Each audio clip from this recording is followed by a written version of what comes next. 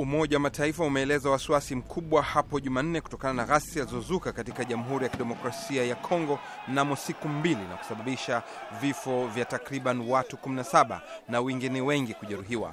Msemaji wa Kamisheni ya Haki za Binadamu ya Umoja wa Mataifa mjini Geneva, Rupert Colville, amesema umoja huo una wasiwasi kutokana na ghasia hizo na kuzitaka pande zote kustahimiliana na kuacha ghasia. Mapambano makali kati ya waandamanaji na polisi yalifanyika jana katika mji mkuu wa Kinshasa. Kufuatana na takwimu za serikali, watu 17 wakiwemo maafisa watatu waliuliwa na idadi isiyojulikana ya watu wamejeruhiwa. Vyanzo vingine vinaripoti idadi kubwa zaidi ambayo tungali tunataka kuhakikisha, na inaaminika zaidi ya watu 200 wamekamatwa. Ghasia zimeendelea usiku mzima na makao makuu ya vyama vitano vya upinzani vimeshambuliwa na yametiwa moto. Hapo alfajiri ya Jumanne inaripotiwa kwamba watu waliokuwa na silaha walishambulia makao makuu ya chama kikuu cha upinzani UDPS na kutia moto. Mtu mmoja aliyekuwa ndani alijeruhiwa vibaya kwa moto. Jirani mmoja mwanachama wa UDPS anasema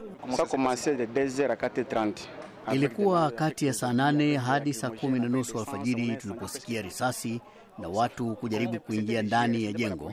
Halafu tukaona wakirusha maguruneti na moto ukawaka na kuteketeza jengo kamili. Walikuwa walinzi wa Jamhuri ya Kidemokrasia ya Kongo na wala si polisi au hata wapiganaji wa PPRD, chama tawala cha Rais Kabila.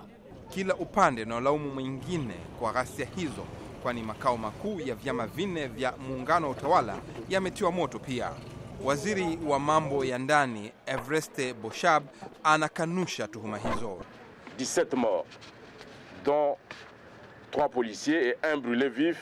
Idadi rasmi ya waliofariki ni 17, wakiwemo polisi watatu na mmoja akichomwa akiwa hai.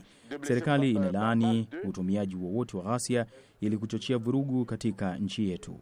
Upinzani pia unakanusha kuamrisha wafuasi wao kuzusha ghasia.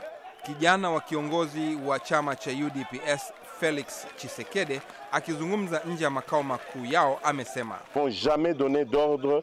hatujatoa amri yoyote ya watu kushambulia mali ya binafsi au ya umma, lakini hata ukiwa na hilo likifanyika, basi ni juu ya serikali inayowajibika kuwatafuta wahusika na kuchukua hatua zinazostahili.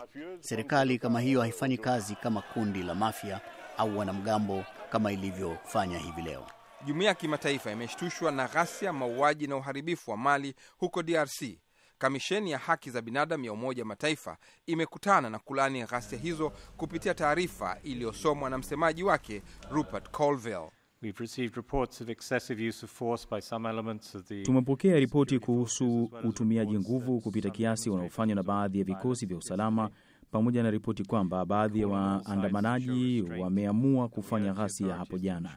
Tunatoa wito wa kufanyika uchaguzi wa haki na wa kuaminika usiopendelea upande wowote ili kuwafikisha mbele ya sheria waliohusika na ukiukwaji wa haki za binadamu na vitendo vya uhalifu.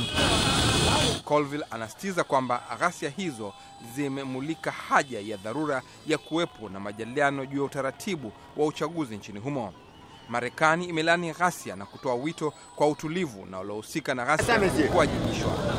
Waandamanaji wa upinzani huko Goma wanasema hawataki majadiliano yoyote, bali wanataka Kabila aondoke. Tunaandamana sababu tulitaka kumkumbusha Joseph Kabila ya kwamba anapaswa kuacha madaraka le 19 ya mwezi ya 12 na aende. Katiba inasema kama manda yake inaisha atakuwa senateur maisha yake yote mpaka kufa. Mwandishi wa Sauti ya Amerika huko Goma, Oster Malivika, anasema watu wana hasira wakisema mazungumzo hayana maana kwa sababu yanaongeza muda wa Rais Joseph Kabila. Abdushakur Abud, Sauti ya Amerika, Washington.